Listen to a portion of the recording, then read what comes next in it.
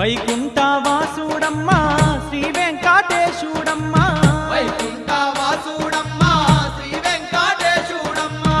ఏడు కొండల్ల మీద భక్తుల నేలంగా వెలిసే ఏడు కొండల్ల మీద భక్తుల నేలంగా వెలిసే సుక్కలను దాకే కొండలపై మన వెంకన్న చూడా సక్కంగా వెలిసేను మన వెంకన్న